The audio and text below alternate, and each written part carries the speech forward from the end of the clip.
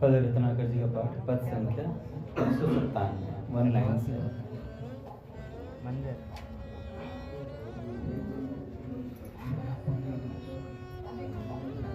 राधा माधव माधव राधा, छाए देश काल सब ओर।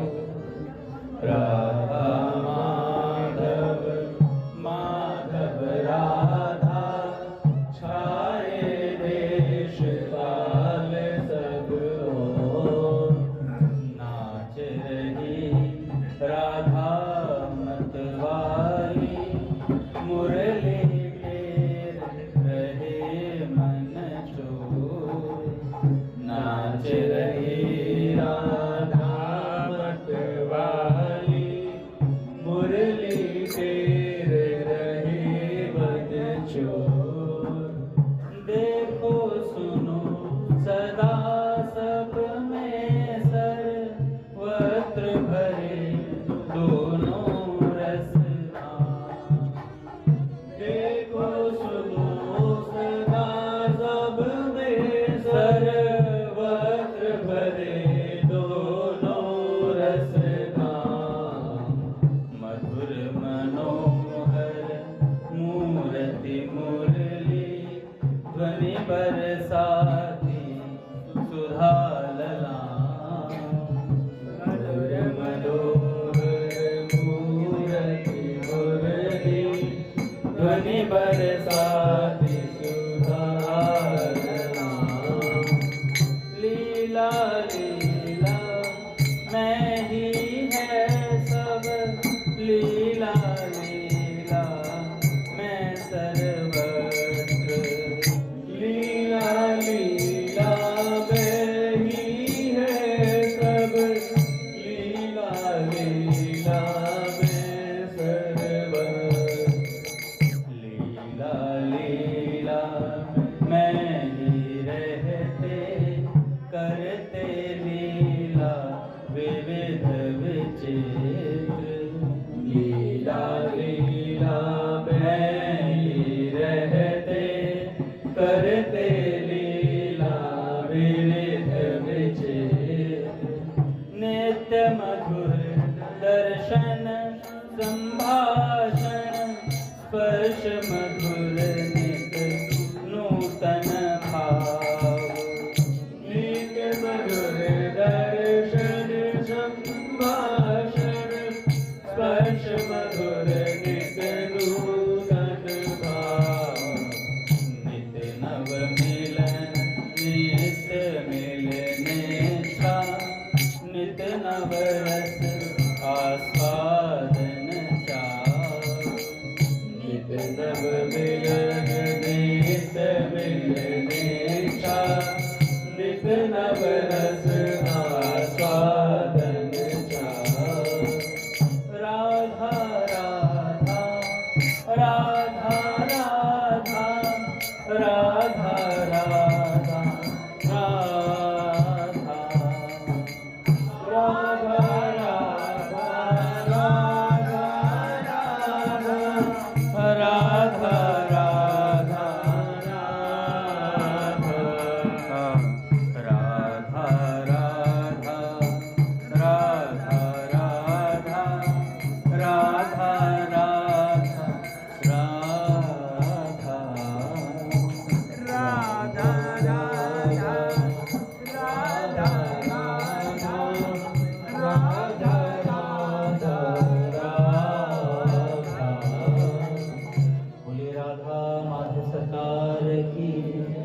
पूज्य श्री भाई जी महाराज की, पूज्य श्री राधा बाबा की, पूज्या मैया की, अपने प्यारे भैया की, पूज्य दादा की।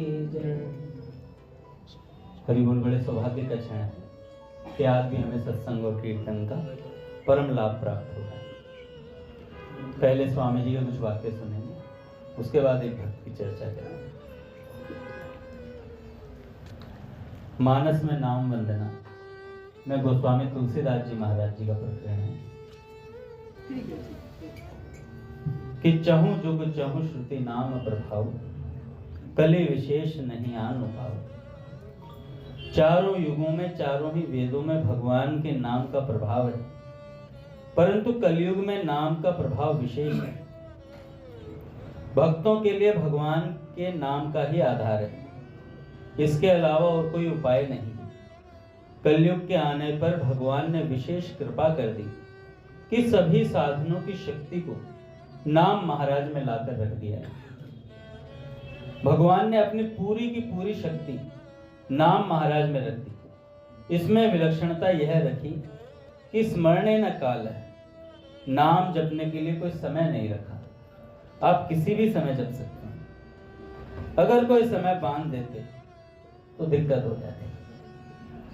कोई पात्र विशेष की बात नहीं कही और कोई विधि विशेष की बात नहीं कही, कोई जपे और कैसे ही जपे, किसी तरह भगवान के नाम में लग जाए बस। सतयुग त्रेता द्वापर में आदमी शुद्ध होते थे, पवित्र होते थे, वे विधियां जानते थे, उन्हें ज्ञान होता था, समझ होती थी और उनकी आयु बड़ी होती थी। कलयुग के आने पर इन सब बातों की कमी आ गई, इसलिए जीवों के उद्धार के लिए सुगम उपाय बता दिया गया कलयुग में। हरिशरण कलयुग केवल नाम आधारा, सुमेरे सुमेरे भव उतरहि पारा। संसार से पूर्ण पार होना चाहते हो तो नाम का जप करो। जुगती बताओ जाल जी, राम मिलन की बात, मिल जासी ओ माल जी, थे राम रटो दिन रात। रात दिन भगवान के नाम का जप करते चले जाओ। श्री हरिराम दास जी महाराज भी कहते हैं, जो जीव चाहे मुक्ति को तो सुमरी जय राम, हरिया गेले चालता जैसे आवेगा। जैसे रास्ता चलते चलते गांव पहुंच ही जाते हैं, ऐसे ही राम राम करते करते भगवान आ ही जाते हैं। भगवान की प्राप्ति अवश्य हो जाती है। इसलिए यह राम नाम बहुत ही सीधा और सरल साधन है। रसना से रटबो करें आठों पहर अभंग, रामदास उस संत का राम न छोड़े संग। संत महापुरुषों ने नाम को बहुत विशेषता से सबके लिए प्रकट कर दिया है, जिससे हर कोई ले सके। परंतु लोगों में प्राय एक बात हुआ करती है कि जो वस्तु ज्यादा प्रकट होती है उसका आदर नहीं करते, अत्यधिक प्रसिद्धि हो जाने से उसका आदर नहीं होता, नाम की अवज्ञा करने लग जाते हैं कि कोरा राम राम करने से क्या होता है, राम राम तो हर एक करता है। खेलते फिरते बच्चे भी करते ही रहते हैं राम राम, इसमें क्या है, ऐसे अवज्ञा कर देते हैं। हमारे भाई बहनों में यह विचार उठता है कि हमारे को कोई विशेष साधन बताया जाए, और जब उनको कहते हैं कि ऐसे प्राणायाम करो, ऐसे बैठो, आहार विहार करो, तो कहते हैं ये हमसे होता नहीं। तो जो होता है वो करते नहीं, और जो नहीं होता वो होता ही नहीं, वो पूछते हैं। स्वामी जी कहते हैं कि हमारे को कोई विशेष साधन बताया जाए, और जब उनको कहते हैं करो तो कह देंगे महाराज हमारे से तो होता नहीं, हम तो साधारण आदमी, हम तो गृहस्थ हैं, निभता नहीं है, क्या करें, यह तो कठिन है। फिर राम राम करो तो वे कहेंगे राम राम तो हर एक बालक करता है, राम राम तो हर कोई करता फिरता है। राम राम में क्या है, अब कौन सा बढ़िया साधन बतावें? अगर विधियां बतावें तो होती नहीं हमारे से, और राम राम तो हर एक बालक करता है। भाई राम राम में क्या है, यह जवाब मिलता है। अब आप ही बताओ उनका क्या कहा जाए। परमात्म तत्व से विमुख होने का यह एक बढ़िया तरीका है। भगवान नाम के प्रकट हो जाने से नाम में शक्ति कम नहीं हुई है, नाम में अपार शक्ति और ज्यों की त्यों मौजूद है। इसको संतों ने हम लोगों पर कृपा करके प्रकट कर दिया, परंतु लोगों को यह साधारण दिखता है। नाम जब साधारण तभी तक दिखता है जब तक इसका सहारा नहीं लेते हम लोग, इसके शरण नहीं होते। शरण कैसे हुए, विधि क्या है? शरण लेने की कोई विधि नहीं होती है, शरण लेने की तो आवश्यकता होती है। जैसे चोर डाकू आ जाएं, मारने पीटने लगे, ऐसी आफत आ जाए तो पुकारते हो कि नहीं? मेरी रक्षा करो, मुझे बचाओ, ऐसे चिल्लाते हैं। कोई लाठी लेकर कुत्ते के पीछे पड़ जाए और वहां भागने की कहीं जगह नहीं हो तो बेचारा कुत्ता लाठी लगने से पहले ही चिल्लाने लगता है। यह चिल्लाना क्या है? वह पुकार करता है कि मेरी रक्षा होनी चाहिए। उसके पुकार की कोई विधि होती है क्या? कोई मुहूर्त होता है उसका? हरिया बंदी वान जू करिए कूक पुकार। शरणागति सुगम होती है, पर जब अपने पर आफत आती है और अपने को कोई भी उपाय नहीं सूझता, तब हम भगवान के शरण होते हैं। उस समय हम जितना भगवान के अधीन होते हैं उतना ही काम बहुत जल्दी बनता है। उसमें विधि की आवश्यकता नहीं। बालक माँ को पुकारता है तो कोई विधि पूछता है या मुहूर्त पूछता है? इस समय रोना शुरू करूं, यह सिद्ध होगा कि नहीं होगा? अथवा ऐसा समय बांधता है कि आधा घंटा रो या 10 मिनट रो। वह तो माँ नहीं मिले तब तक रोता रहता है बस। इस माँ के मिलने में संदेह है सज्जनों। यह माँ मर गई हो या कहीं दूर चली गई हो तो कैसे आवेगी? रोता रह जाएगा भारत। पर ठाकुर जी तो सर्वतः श्रुति मल्लोके, सब जगह सुनते हैं भगवान। इसलिए हे नाथ मैं आपकी शरण में हूं। ऐसे भगवान के शरण हो जाएं, उनके आश्रित हो जाएं। इसमें अगर कोई बाधक है तो वह अपनी बुद्धि बाधक है, अपने वर्ण का, अपने आश्रम का, अपनी योग्यता, विद्या आदि का अभिमान बाधक है। भीतर में उनका सहारा रहता है कि मैं ऐसा काम कर सकता हूं। जब तक यह बल, बुद्धि, योग्यता आदि को अपनी मानता रहता है तब तक सच्ची शरण नहीं होता। इसलिए इनके अभिमान से रहित होकर चाहे कोई शरण हो जाए, जब कभी हो जाए, उसी वक्त उसका बेड़ा पार होता है। नाम वंदना के प्रकरण में नाम की महिमा का प्रकरण चल रहा है। उसमें 4 प्रकार के भक्तों का वर्णन हुआ है। गोस्वामी जी महाराज प्रेमी भक्त का वर्णन करते हुए कहते हैं, सकल कामना हीन जे राम भगति रस लीन, नाम सुप्रेम पीयूष हृदय तिनहु किए मन मीन। हे भगवान की भक्ति रूपी रस में रात दिन तल्लीन रहते हैं ऐसे भक्त। उनके किसी तरह की किंचित मात्र भी कोई कामना नहीं। उनके कामना क्यों नहीं है? नाम रूपी एक बड़ा भारी अमृत सरोवर उनके पास रहता है। उन्होंने अपने मन को सरोवर की मछली बना लिया है और हर समय भगवान के प्रेम में ही मतवाले रहते हैं। भगवान के प्रेमी भक्त चाहे परमात्मा के तत्व को ना जाने, पर फिर भी वे परमात्मा की तरफ स्वाभाविक आकृष्ट होते हैं। उनके मन में और कोई इच्छा ही नहीं रहती, ना तत्व को जानने की, ना अपने दुख दूर करने की, ना कोई धन आदि पदार्थों की इच्छा रहती है। किसी तरह की कोई लिप्सा नहीं, केवल भगवान के प्रेम में रात दिन मस्त रहते हैं। इसके अलावा उनके कोई विचार ही नहीं उठता प्रेमी भक्तों की। उन्हें कुछ करना बाकी नहीं, कुछ जानना बाकी नहीं, कुछ पाना बाकी नहीं। स्वाभाविक ही उनका भगवान में प्रेम रहता है। सज्जनों, प्रेम की बात बड़ी अलौकिक है।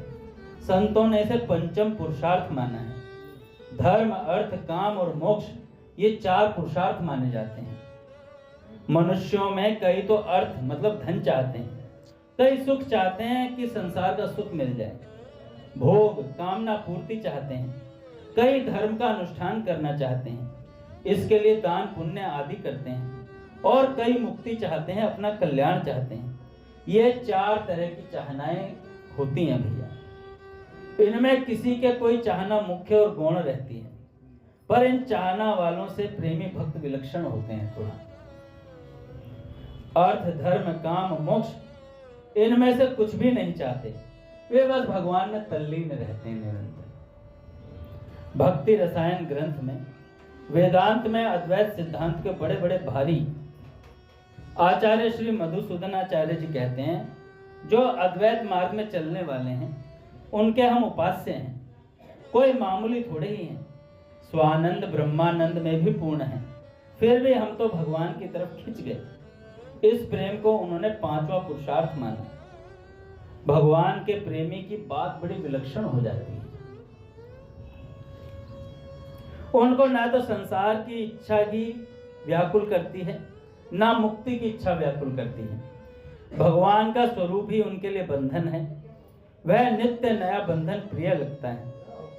मुक्ति में आनंद शांत एक रस रहता है और भगवत प्रेम में प्रतिक्षण वर्तमान रहता है।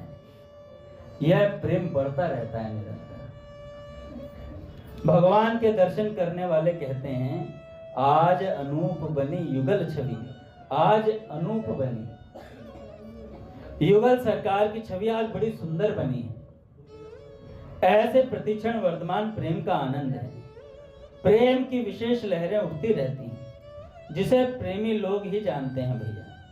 अपने स्वरूप को जानने वाले ज्ञानी मुक्त लोग उस प्रेम की विशेषता को नहीं जानते हैं। उन्हें अपने स्वरूप में ही सम शांत अखंड आनंद का निरंतर अनुभव होता रहता है। नाम और नामी की बात पहले आई थी, जिसमें नाम को बड़ा बताया। अब नामी का विवेचन करते हुए कहते हैं कि भैया परमात्मा एक है, परंतु उनके स्वरूप दो हैं। स्वामी जी महाराज कहते हैं, भैया आप नाम जपना शुरू कर दो, जहां से शुरू करोगे वहीं परमात्मा आप तक आ जाएंगे। भगवान खींचे चले आएंगे। ज्ञानी जो होता है वो भगवान तक पहुंचता है, और जो भक्त होता है उस तक भगवान पहुंचता है। ये विलक्षण बात है। विभीषण जी ने लंका में रहकर के नाम जप किया, अपना चुपचाप राम राम राम राम राम राम राम इसकी धुन लगा दी। राम नाम अंकित अति सुंदर, कुटिया पे राम नाम लिख दिया। और लंका में रहते, हम तो लंका में भी नहीं रहते है ना, कहीं रावण हो कोई छुड़ा दे हमारा नाम। भगवान खूब नाम जपते थे। ना गुरु ढूंढने गए, वहीं पर हनुमान जी महाराज स्वयं पहुंच गए और कहने लगे, विभीषण जी नाम बहुत जप लिया, अब सेवा की आवश्यकता है। आज पूज्य प्रेमानंद जी महाराज कह रहे थे कि जो भजनानंदी होते हैं उनको बड़ी से बड़ी वस्तु मिल जाती है सहजता से, पर सेवा की भी बहुत आवश्यकता होती है। महाराज जी ने कहा कि सेवा क्या करती है? भजनानंदी के पैरों को जमीन पर रखती है। भजनानंदी के पैरों को जमीन पर रखती है, क्योंकि भजनानंदी व्यक्ति सोचता मैं तो भजन कर रहा हूं, मैं आकाश में उड़ रहा हूं, मैं ही मैं हूं। और सेवा करने के लिए फिर टाइम फिक्स हो जाती है। इसलिए पूज्य महाराज जी कह रहे थे कि बड़े बड़े संतों को देखो, वे शौचालय तक की सेवा स्वयं अपने हाथों से करते पाए जाते हैं। क्यों? वो जमीन पर रहना चाहते हैं, जिससे अहंकार बढ़े ना। भगवान को अहंकार पसंद नहीं, तो इसलिए साधक को सेवा और नाम जप, सेवा और भजन दोनों को साथ लेकर चलना पड़ेगा। नहीं तो केवल भजन भजन करेगा तो अहंकार पुष्ट होगा, और केवल सेवा सेवा करेगा तो भी अहंकार पुष्ट होगा। तो दोनों तरफ चाहिए भैया, दोनों की पूर्ति होनी चाहिए, एक दूसरे के पूरक हैं दोनों। देखो भैया, एक सज्जन थे, पूज्य भैया ने पहले एक घटना सुनाई थी। बड़े आईपीएस अफसर थे, एक महाराज जी सत्संग कर रहे थे। सत्संग हुआ, सत्संग के बाद पर्सनल मिलने सब जाते ही हैं। तो महाराज जी से पूछा, महाराज जी कोई खास बात बता दो। कल 3 घंटे क्या कर रहा था? खास बात बताई जा रही थी, और क्या बता रहे थे? 3 घंटे तो खास ही बात बताई नहीं। महाराज जी मेरे लिए कुछ खास बात बता दो। तो उन्होंने कहा राम नाम जपो। कह रहे एक मेरा दूध वाला भी जपता है, तो सुबह दूध देने आता है, राम राम साहब। कोई और कोई दिव्य मंत्रों तो लेने में मतलब जीभ उल्टी हो जाए मेरी। हम मंत्र भी ऐसा जाते हैं तो बड़ंग बड़ंग स्वाहा और मतलब जीभ नाक पे होती है, आंखों तक आ जाए, इतना कठिन मंत्र चल। कोई कह रहे राम बोलो, नहीं बोलेंगे। स्वामी जी कह रहे हैं ना राम नाम सहज है, तो बच्चा भी करता है। और कोई कठिन वाला मंत्र दे दे और मतलब आसन पे बैठना और नहाए बिना करना नहीं है और इतने घंटे करना, ये हम तो गृहस्थ हैं, इतना समय कहां से निकालेंगे। राम राम बच्चे करते हैं इसलिए तुम करोगे नहीं, बड़े महा जो अनुष्ठान है वो तुमसे होंगे नहीं, तो तुम ऐसा करो नरकों में जाओ, नरकों में छितो भाई। और क्या है, मतलब बालक करते हैं तो तुम भी कर लो, क्या हो गया। तो आईपीएस अफसर ने बोला कि महाराज जी कुछ खास बात बता दो। खास बात बताई कि भाई राम नाम जपो। तो कहने लगे महाराज ये तो हमारा दूध वाला भी जपता है। नहीं और कोई खास बात बताओ। नहीं यहाँ आजकल के दूध वाले कम जपते हैं।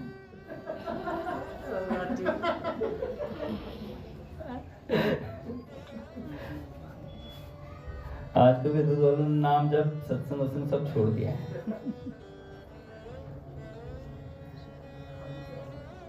तो आईपीएस अफसर ने बोला महाराज जी कोई खास बात बताओ। कह रहे भाई राम राम करो। नहीं महाराज और खास बात अलग से बना दो फिर। नहीं राम नाम जपो। नहीं महाराज अबे गधे राम नाम जप। इतना बोला और महाराज वो आईपीएस अफसर बिदक गया। इस तरह गधा बोलता है मुझे, महात्मा हो गए अपने घर के हो गए। कह रहे भाई इतनी देर से बोल रहा राम राम कर, राम नाम नहीं लगा, गधा लग गया तुरंत। अगर औरत सीधी होती है तो उसको गाय बोलते हैं, अगर आदमी सीधा हो तो उसको गधा क्यों बोलते हैं?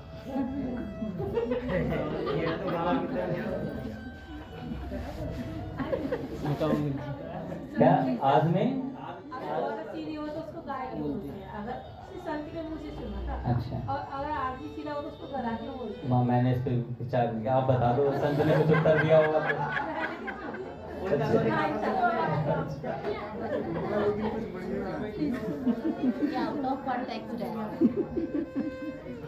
नहीं विचार करूं कल उत्तर दूंगा।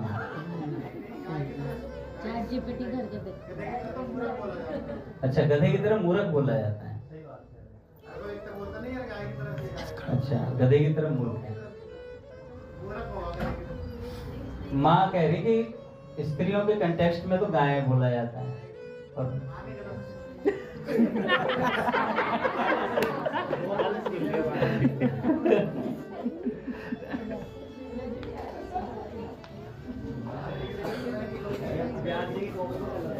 तो कोई बात नहीं, इस पे विचार करेंगे।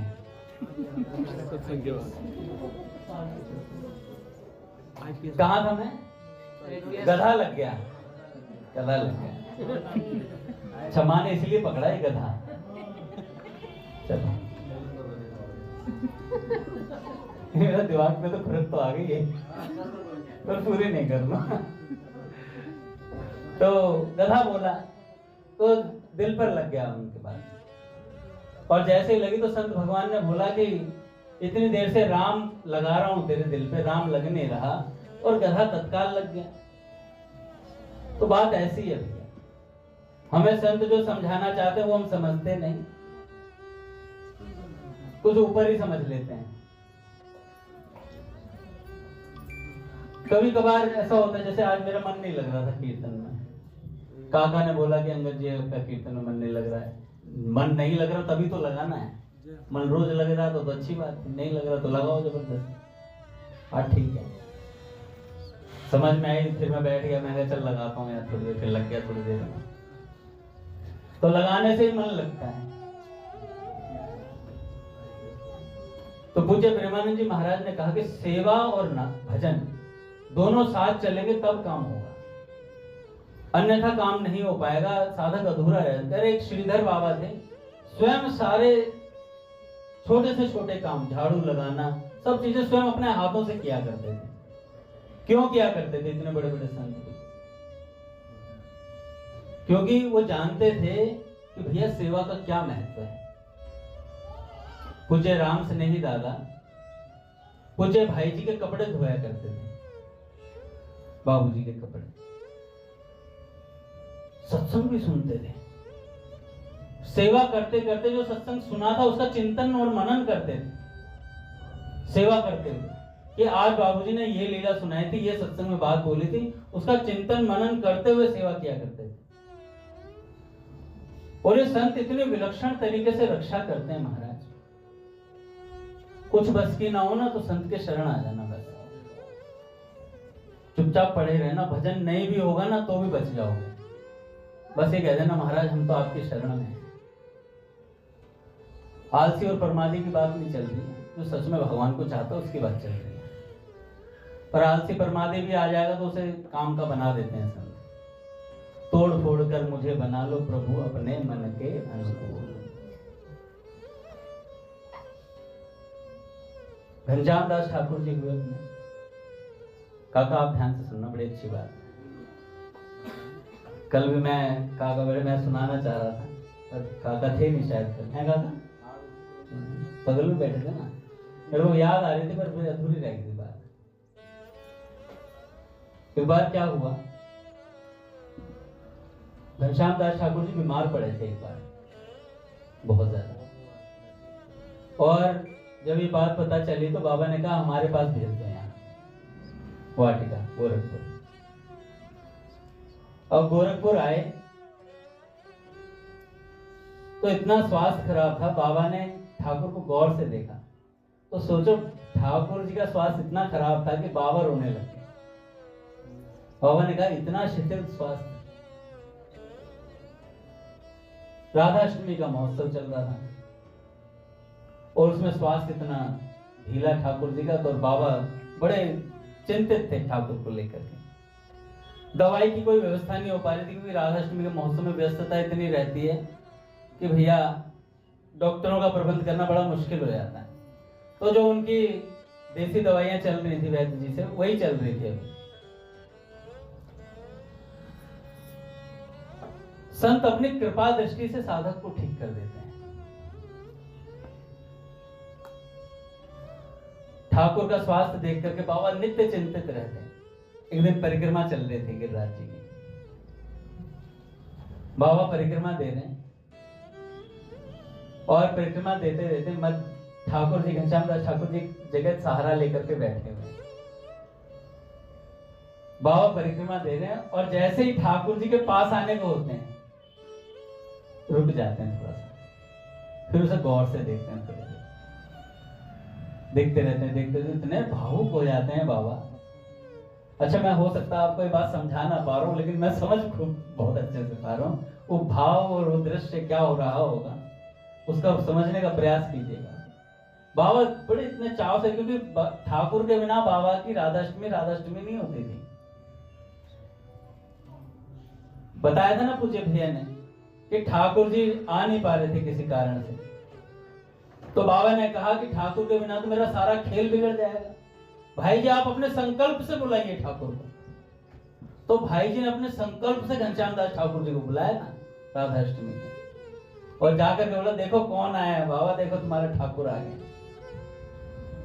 और इतना देखते ही बाबा प्रसन्न रहे, लो पदों की लिस्ट पकड़ो, ये पद गाने हैं तुम्हें।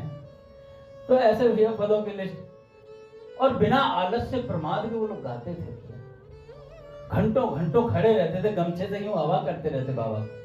आपने वीडियो देखा होगा ठाकुर जी का खड़ा हुआ है। सोचो 20-20, 22-22 घंटे बाबा पद सुनते थे और उसमें कोई भाव तरंग आ गई तो फिर, अच्छा मैं बता रहा हूँ आधे घंटे में, मतलब बाबा बता रहे थे कि आधे घंटा परिक्रमा का नियम जो था ना आधा घंटा लगता था, लेकिन जिस दिन बाबा भाव में होते थे उस दिन वही आधा घंटा 3 घंटे में बदल जाता था।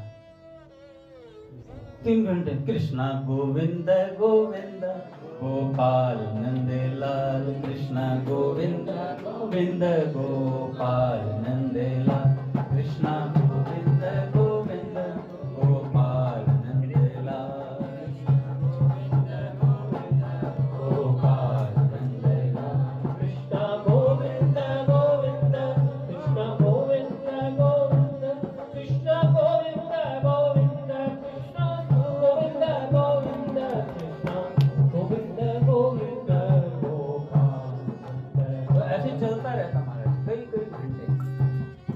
और कोई थकता नहीं था, विशेष आनंद आता था। क्योंकि बाबा परिक्रमा में जो भी लोग मौजूद होते हैं, जो भी नए सज्जन जो पुराने, सबको भाव दे देते थे कि ये परिक्रमा में अन्य और गांव बैठा, ये कौन सखा है कौन सखी है, ऐसे भाव प्रदान किया करते थे।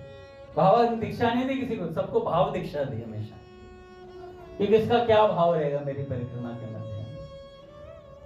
तो ठाकुर जी को गौर से देखते, जैसे ही परिक्रमा में घूम के आती, फिर घनश्याम दास ठाकुर जी को गौर से घूर घूर के देखते। तो ठाकुर जी पे ऐसी कृपा दृष्टि करी कि ठाकुर जी का स्वास्थ्य ठीक होना शुरू हो गया। जब पूज्य बालकृष्ण दास जी महाराज पूज्य बाबा से प्रथम भेंट के लिए आए थे वाटिका, कई देर तक तो बाबा और महाराज जी एक दूसरे को देखते ही रह गए।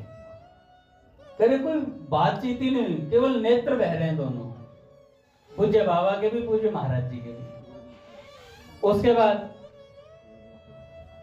गुरुदेव जी भक्तमाली जी महाराज जी भी गए थे, वे भी रोते ही रह गए बाबा को देख के, कोई बातचीत नहीं। और फिर प्रसाद पवा के बाबा ने भेज चले आए महाराज जी वापस, कोई बातचीत नहीं है। इतना ही मिलना काफी होता है संतों का। देखे बने न देखते, बिन देखे अकुलाए। और जब मिल जाते हैं तो फिर कोई बातचीत नहीं, बस नेत्रों ही नेत्रों में बात हो जाती है हमारी। तो घनश्याम दास ठाकुर जी का स्वास्थ्य केवल बाबा ने अपनी कृपा दृष्टि से कर दिया, और कोई बातचीत नहीं, कुछ नहीं, ऐसे बस ठाकुर जी को देखते थे और इतने भाव से देखते थे बाबा। और फिर बाबा चालू हुए महाराज।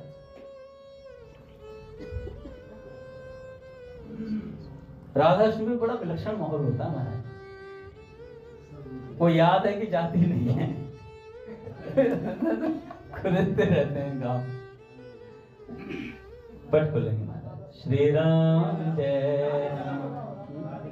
राधिका रमण अम्बुज नयन, राधिका रमण अम्बुज नयन, राधिका रमण अम्बुज नयन, राधिका रमण अम्बुज नयन, नंद नंदन नाथ हे, नाथ नंदन नाथ हे, गोपिका प्राण मनमथ मथन, गोपिका प्राण मनमथ मथन, गोपिका प्राण मनमथ मथन, गोपिका प्राण मनमथ मथन, विश्व रंजन कृष्ण हे, विश्व रंजन कृष्ण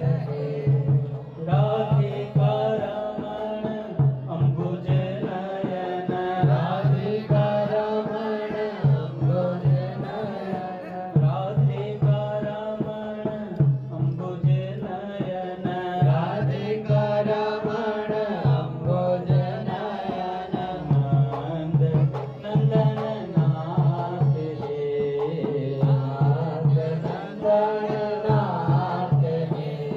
बोलिए राधा माधव सरकार की जय।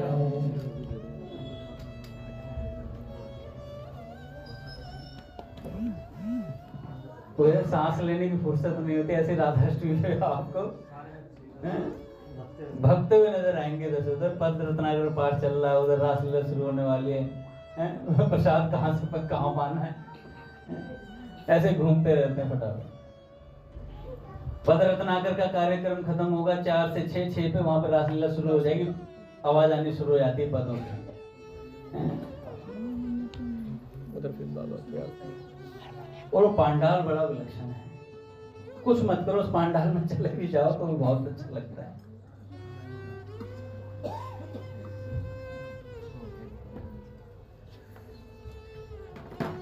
एक बार पूज्य श्री बालकृष्ण दास जी महाराज, पूज्य घनश्याम दास ठाकुर जी और पूज्य बाबा वहीं थे वाटिका में उस समय। बाबा अक्सर बैठे रह गए। पहले 4 दीवारी नहीं थी बाबा की कुटिया के, जो है ना, ये 4 दीवारी थी नहीं। बाबा अपना बाहर तख्त पे बैठते थे तो विलक्षण भाव मुद्राओं में रहते थे, और जहाँ संत कुटीर है ना, पीछे संत निवास है, वहां से पूज्य बालकृष्ण दास जी महाराज जी देखा करते थे बाबा जी भाव भंगे में, कि बाबा बैठे बैठे क्या क्या एक्सप्रेशन कर रहे हैं। तो उन भाव भंगिमाओं को महाराज जी नोटिस किया करते थे कि कैसी भावमय स्थिति में बाबा रहते हैं। एक बार क्या हुआ, जनवरी का ही समय था और बाबा पीछे निकले, जहाँ नारद जी का मंदिर है, अंगिरा ऋषि जी का, उस साइड निकले, और वहां पर एक वृक्ष हुआ करता था, अब नहीं है शायद, पता नहीं हो भी हो, मेरे को आइडिया नहीं है उसका। उस वृक्ष के नीचे जाकर के बाबा, सिर्फ कटी तक उन्होंने, बाबा ने वस्त्र पहना हुआ था, ऊपर से बताओ इतनी ठंड में ऊपर कुछ नहीं था, और जाकर के एक वृक्ष के नीचे लेट गए धरती में। और सोचो इतनी ठंड जनवरी की, और वहां जाकर के लेट गए चुपचाप। अब जब ऐसा दृश्य देखा तो पूज्य अपनी माँ जो वाटिका में रहती हैं, वे फटाफट घनश्याम दास ठाकुर जी के पास गई वहीं पर, और जाकर के बोला कि बाबा ऐसे लेट गए हैं वहां पर। तो तुरंत ठाकुर जी कंबल वगैरह लेकर के गए। अब बाबा से कहे कौन कि कंबल बिछा लो नीचे, किसी की हिम्मत नहीं बाबा से कह दे, और स्त्री कोई स्पर्श कर नहीं सकती बाबा को, नियम था बाबा का। तो भैया ठाकुर जी कंबल तो ले आए, आओ से नीचे कौन बिछाए बाबा की, बड़ी विलक्षण, बड़ी दुविधा की स्थिति में बाबा अपने भावावेश में। इतने में क्या हुआ, ठाकुर जी ने कंबल किसी तरीके से उनके नीचे खिसकाया। अच्छा, बाबा की गर्दन ऐसे ही लटकी वहीं ऐसे धरती पे थी, और उसके नीचे तकिया लगाना था। ठाकुर जी गए पूज्य महाराज जी के पास फटाफट, और जाकर के बाबा ऐसे लेटे हुए हैं, और अब कंबल तो मैंने लगा दिया, एक कंबल ऊपर से उठाना भी है और तकिया लगाना है। महाराज जी आए बाहर कुटिया से, महाराज जी आए, और महाराज जी ने पहले वो मसनद सा लगाया बाबा के गर्दन के नीचे, फिर धीरे धीरे बाबा की जो गर्दन ना अपनी जांघ पर ही ले आए, और बाबा को लेटा लिया अपने पास, और लेटा करके बाबा के हाथों को मलने लगे बड़े प्यार से। देखो सुनने में थोड़ी अटपटी होगी, किसी को समझ में हो सकता है, ना भी आए तो भी सुन लेना, बाबा बाबू जी की बातें। तो हाथ मलने लगे पूज्य महाराज जी, हाथ मलने लगे बाबा के।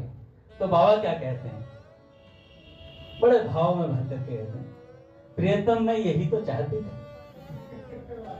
बाबा श्री कृष्ण का भाव महाराज जी को दिए कि मैं यही तो चाहती थी। और इतना विलक्षण दृश्य उत्पन्न होता है जब इन बातों को पढ़ते हैं, इन बातों को सोचते हैं महाराज, कैसा संतों का आपस में प्रेम होता है। केवल भाई जी का हाथ पकड़ करके बाबा स्टेज पर चढ़ा करते थे, और बाबा बाबूजी के जाने के बाद पूज्य महाराज जी का हाथ पकड़ कर चढ़ देते थे। ये हमारे जीवन में फिर पौधार महाराज जी, बालकृष्ण दास जी महाराज जी के उन्होंने भाव दिया था।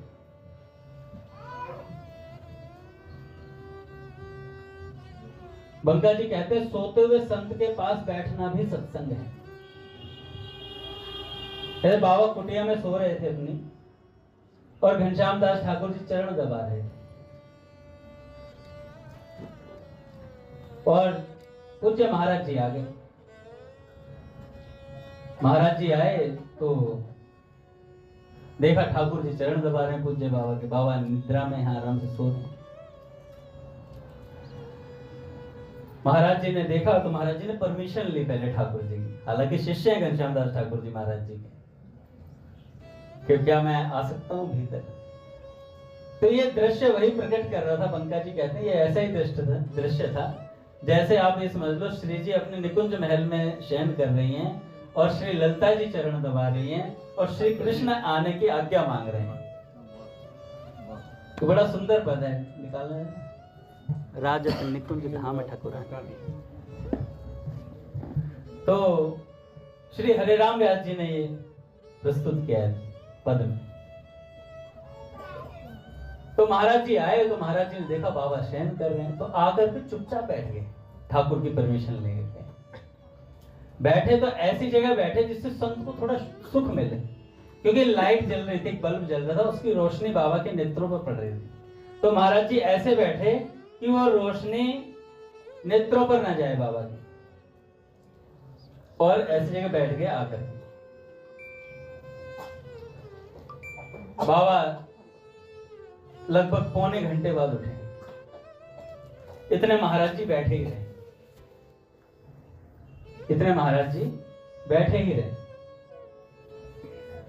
और जब बाबा उठे तो बाबा ने एकदम से कहा, अरे महाराज जी आप, हमें उठा दिया होता, बताओ। तो पूज्य बंका जी कहते हैं, देखो महाराज जी ने अपने सत्संग की बात को अपने जीवन में उतार कर दिखाया कि सोते हुए संत के पास बैठना भी सत्संग है। सिर्फ कहते नहीं थे, करते भी थे ये इसका पालन। और ये दृश्य ऐसा उत्पन्न हुआ, बंका जी कहते हैं बड़ा सुंदर पद की प्रस्तुति हुई वहां पर कि राजत निकुंज धाम ठकुरानी, राजत निकुंज धाम ठकुरानी,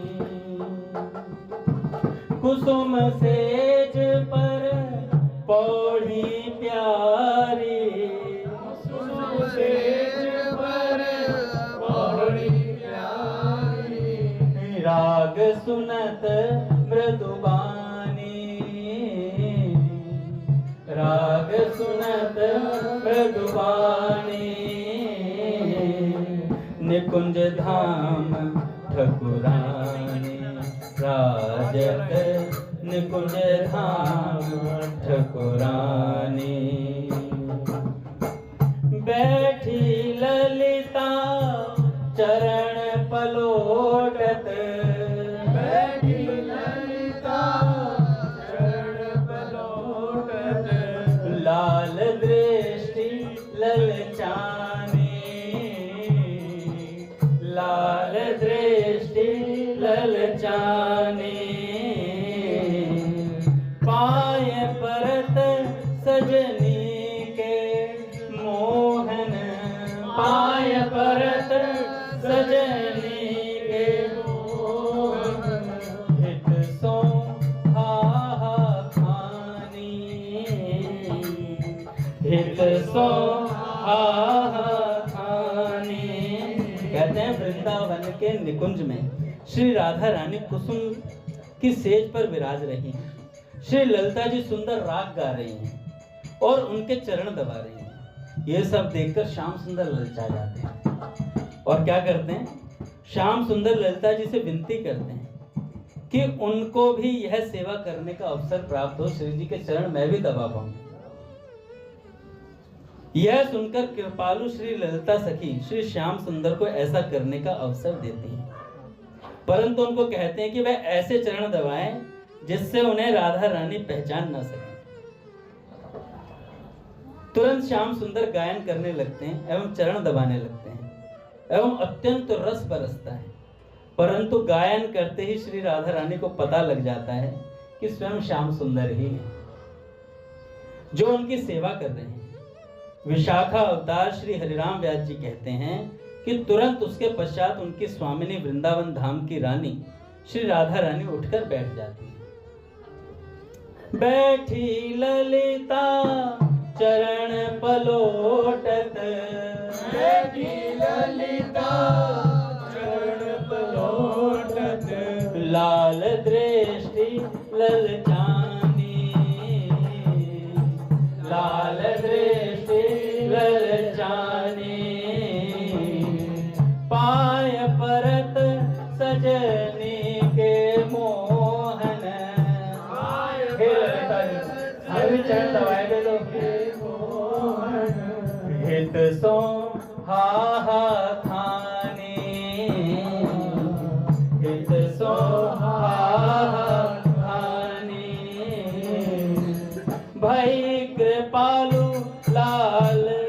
पर ललिता। ललिता जी कृपालु हो गई आज लाल पर कि आओ प्यारे चरण दबाओ, पर ऐसे दबाना जैसे मैं दबा रही हूं, गाते गाते। भई कृपालु लाल पर ललिता, कृपालु लाल पर ललिता। दे आज्ञा मुस्कानी, दे आज्ञा मुस्कानी। आओ मोहन चरण पलोटो, आओ मोहन चरण पलोटो। जैसे कुंवरी न जाने, जैसे कुंवरी न जाने। निकुंज धाम ठकुरानी राजत, निकुंज धाम ठकुरानी। आज्ञा दई सखी की प्यारी, आज्ञा दई सखी की प्यारी। मुख ऊपर पटतानी, मुख ऊपर पटतानी। बीना बजाए गाय कछुतानन, बीना बजाए गाय कछुतानन। जो उपजे सुख सानी, जो उपजे सुख सानी। गावन लगे रसिक मन मोहन, गावन लगे रसिक मन मोहन। तब जानी महारानी। जैसे ही गाने लगे श्री जी को पता लग गया ये तो श्याम सुंदर गा रहे हैं। उठ बैठी व्यास की स्वामिनी, उठ बैठी व्यास की स्वामिनी। श्री वृंदावन रानी, श्री वृंदावन रानी। निकुंज धाम ठकुरानी राजत, निकुंज धाम ठकुरानी। राधा राधा राधा राधा,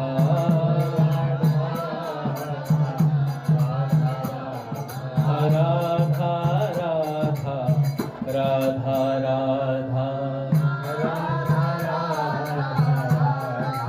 राधा। बोले राधा माधव सरकार की जय। तो सोते हुए संत के पास बैठना भी सत्संग है। संत के इर्द गिर्द रहिए। एक दिन कोई ऐसी भाव तरंग आएगी और आपको बीच समुद्र में उठाकर ले जाकर पटक देगी।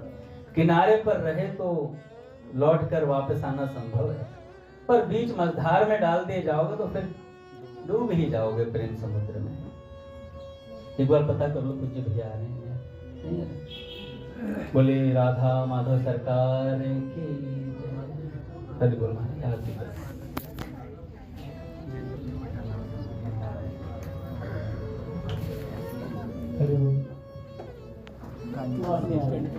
काली बोल, काली बोल। गोवर्धन की रही पलटी, गोवर्धन की रही पलटी। तन पुलकित गज रज में